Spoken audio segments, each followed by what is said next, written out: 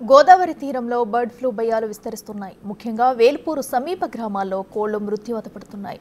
Krishnanandam పౌల్ట్రీలోని 25,000 కోళ్లలో 20,000 virus కారణంగా చనిపోయాయి. Red జోన్లలో కోళ్ల కల్లింగ్, బరియల కోసం 20 బృందాలు ఏర్పాటు చేసినట్టు పశుసంవర్ధక శాఖ అధికారులు తెలిపారు. పూర్తి సమాచారం మా ప్రతినిధి శంకర్ అందిస్తారు. పశ్చిమ గోదావరి జిల్లా తణుకు నియోజకవర్గం వేల్పూరు గ్రామంలో అయితే బర్డ్ ఫ్లూ కలకలం రేగిందని చెప్పుకోవాలి. అయితే కృష్ణానందం పౌల్ట్రీకి సంబంధించి అయితే బర్డ్ ఫ్లూ కన్ఫర్మ్ కావడంతో పశుసంవర్ధక శాఖ అధికారులందరూ కూడా ఇక్కడ చేరుకున్నారు. ఏదైతే ఇంకా కోళ్ళు మిగిలి ఉన్నాయో వాటిని ఏ విధంగా బరియలు చేస్తారో ఏంటనేది కూడా అడిగి తెలుసుకునే ప్రయత్నం చేద్దాం. సార్ చెప్పండి, అసలు ఎప్పుడు బర్డ్ ఫ్లూ కన్ఫర్మ్ అయ్యింది, కన్ఫర్మ్ అయిన తర్వాత ఎలాంటి చర్యలు తీసుకుంటున్నారు? గత 20 రోజుల నుంచి ఇక్కడ మరి ఈ మార్టాలిటీస్ అవి రికార్డ్ అవుతున్నాయి కాబట్టి ఇక్కడ లోకల్ డాక్టర్స్ శాంపిల్స్ కలెక్ట్ చేసి మరి హై సెక్యూరిటీ ల్యాబ్ భోపాల్కి పంపించడం జరిగింది. మన 7 తారీఖుల్లో అది మరి పాజిటివ్గా డిక్లేర్ చేయడం వల్ల మరి అప్పటి నుంచి కూడా మరి గవర్నమెంట్ రెగ్యులేషన్స్ ప్రకారం తీసుకోవాల్సిన జాగ్రత్తలు మరి ఇవన్నీ కూడా తీసుకోవడం జరుగుతుంది. దాంట్లో భాగంగా ఏంటంటే మరి కల్లింగ్ ఏదైతే చనిపోయినాయి ఈ బతుకున్నటన్నింటినీ కూడా ప్రాపర్గా కల్ చేయాలి. తర్వాత డిసీజ్ అనేది మళ్ళీ వేరే ఫార్మ్స్కి స్ప్రెడ్ అవ్వకుండా. సో ఆ ప్రాపర్ డిస్పోజబుల్ మెథడ్స్లో ఏంటంటే వాళ్ళు ఇక్కడ పిట్ బరీ చేయడం అనేది చేస్తున్నాము. 10 అడుగుల దాకా ఒక పిట్ వేసేసి దాంట్లో కోళ్ళని మనం చంపి మరి వాటిని లోపల పడేసేసి దాంట్లో మనం ఉప్పు అని కానీ లేకపోతే సోడియం క్లోరైడ్ కానీ హైపోక్లోరైట్ ఈ కెమికల్స్ పెట్టేసేసి దాన్ని దాదాపు 3 నెలల వరకు కూడా దాన్ని ఎక్కడ ఓపెన్ చేయకుండా జాగ్రత్తలు తీసుకోవాల్సిన అవసరం ఉంటుంది. సో దాంట్లో భాగంగా ఇప్పుడు మరి ప్రస్తుతం మనకి ఇక్కడ కల్లింగ్ జరుగుతూ ఉంది.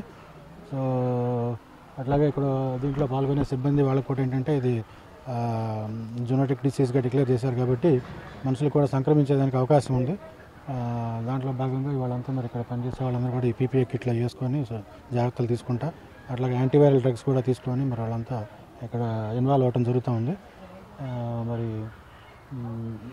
దాదాపు ఈ ఫామ్లో వచ్చేటప్పటికి మనకి ఇక్కడ వేల్పూరు ప్రాంతంలో ఈ పర్టికులర్ ఫామ్లో 25,000 దాకా కోళ్ళు ఉంటే దాదాపు మరి ఈ ఇన్ఫెక్షన్ వల్ల 20,000 కోళ్ళ దాకా చనిపోయాయని చెప్తా ఉన్నారు.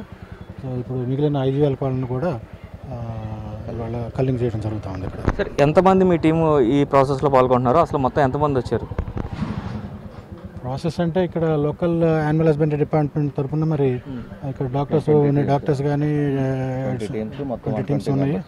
120 మెంబర్స్ దాకా చేస్తూ ఉన్నారు. మేమేంటంటే ఇక్కడ మేము వచ్చిన వాళ్ళం ఇవాళ మాది శ్రీ వెంకటేశ్వర పశువైద్య విశ్వవిద్యాలయం హెడ్ క్వార్టర్స్ మా తిరుపతిలో ఉంది. మేము వచ్చి గన్నవరం, కృష్ణా జిల్లా గన్నవరంలో మా కాలేజ్ నుంచి వాళ్ళ ఒక టీం రావడం జరిగింది.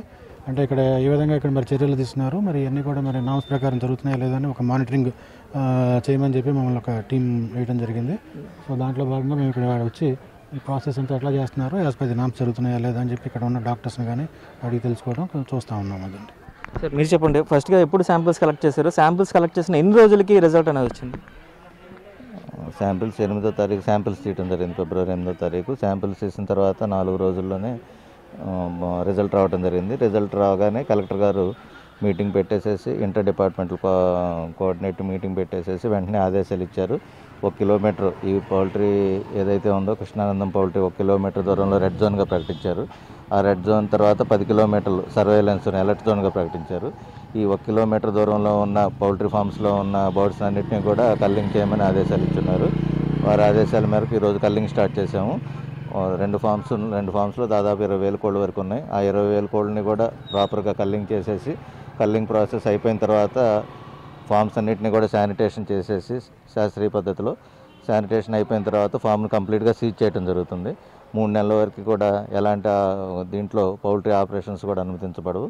3 నెలల తర్వాత మాత్రమే వాళ్ళు ఏదైనా కానీ దీంట్లో మళ్ళీ బర్డ్స్ వేసుకోవడానికి అవకాశం ఉంటుంది. చూసుకున్నట్లయితే దీంట్లో ఎంతమంది వర్కర్స్, అంటే ఈ 2 ఫామ్స్లోనూ ఎంతమంది వర్కర్స్ ఉంటారో సుమారుగా, వాళ్ళకి ఏమైనా లక్షణాలు ఏమైనా కనిపించాయి? ఈ 2 ఫామ్స్లో సుమారుగా 10 మంది వర్కర్స్ పనిచేస్తూ ఉన్నారు. వాళ్ళకి ఎలాంటి లక్షణాలు కూడా లేవు. వాళ్ళందరూ కూడా మోర్టాలిటీ బర్డ్స్ చనిపోయినాయి కానీ వాళ్ళ షెడ్లో పనిచేసే వర్కర్స్కి ఎలాంటి సిమ్టమ్స్ కూడా ఏమీ లేవు.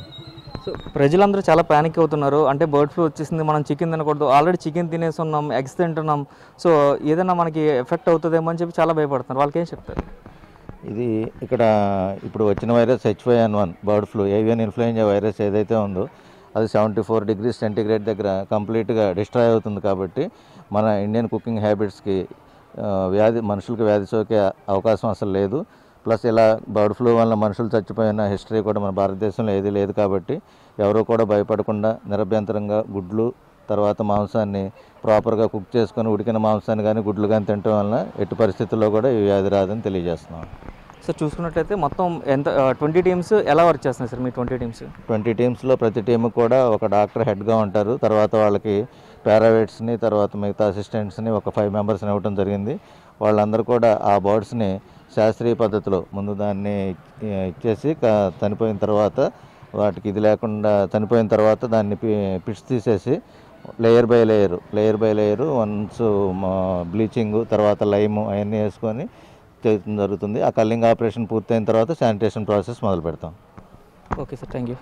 చూసుకోవచ్చు, ఇది మొత్తం ప్రాసెస్ అంతా కూడా జరుగుతుందని చెప్తున్నారు. ఇప్పటికే 25,000 సామర్థ్యం కెపాసిటీ కలిగిన ఈ పౌల్ట్రీలో అయితే ఇప్పటికే 20,000 కోళ్ళు చనిపోయినట్లు కూడా ఇవి చెప్తున్న పరిస్థితి కనిపిస్తుంది. అయితే మిగిలిన 5,000 కోళ్ళని కూడా పూర్తిగా కల్లింగ్ చేసే ప్రాసెస్ అయితే జరుగుతుంది. ప్రస్తుతం 20 టీములుగా ఉండి 2 ఫామ్స్లో కూడా పూర్తిగా అయితే కల్లింగ్ ప్రాసెస్ స్టార్ట్ చేసామని చెప్తున్నారు. పూర్తిగా ఇంకొక 20,000 కోళ్ళు ఏదైతే ఇది బర్డ్ ఫ్లూ కన్ఫర్మ్ అయిన పౌల్ట్రీతో పాటు పక్కన ఉన్న ఇంకొకటి అంటే 1 కిలోమీటర్ రేంజ్లో ఉన్న ఇంకొక పౌల్ట్రీలో కూడా పూర్తిగా కల్లింగ్ ప్రాసెస్ని అయితే స్టార్ట్ చేసామని చెప్తున్నారు. 20 టీములతో అయితే ప్రత్యేకంగా దీని కల్లింగ్ ప్రాసెస్ అంతా కూడా జరుగుతుందని చెప్తున్నారు.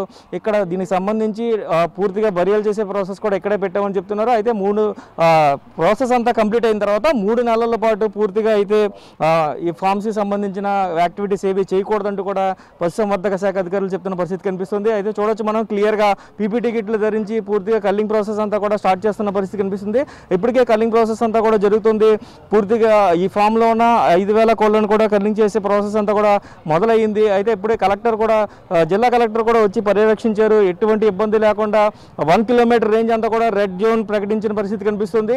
అదే 10 కిలోమీటర్ల వరకు కూడా చుట్టుపక్కల 10 కిలోమీటర్ల వరకు కూడా ప్రాంతం అంతా కూడా సర్వేలెన్స్ జోన్లో ఉంచి అక్కడ కూడా ఏదైనా వ్యాధికి సంబంధించి ఈ బర్డ్ ఫ్లూ వ్యాధికి సంబంధించి వైరస్కి సంబంధించిన ఏమైనా లక్షణాలు కనిపించినా లేదంటే ప్రజల్లో ఎక్కడైనా ఉన్న వెంటనే అప్రమత్తం అంటూ కూడా ఇప్పటికే వైద్య శాఖ అధికారులకు కూడా ఆర్డర్స్ జారీ చేసినట్టుగా కూడా తెలుస్తున్న పరిస్థితి కనిపిస్తుంది.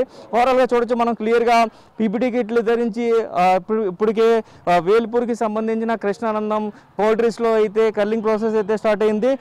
దీనికి సంబంధించి మిగిలిన 5,000 కోళ్ళను కూడా పూర్తిగా దీన్ని మొత్తం అంతా కూడా డిస్ట్రాయ్ చేసే పనిలో ఉన్నారు. ఇది కోళ్లే కాకుండా ఇక్కడ ఉన్న గుడ్లను కూడా పూర్తిగా డిస్ట్రాయ్ చేస్తారని కూడా మనకి చూసుకున్నట్లయితే పశుసంవర్ధక శాఖ అధికారులు చెప్తున్న పరిస్థితులు కనిపిస్తున్నాయి.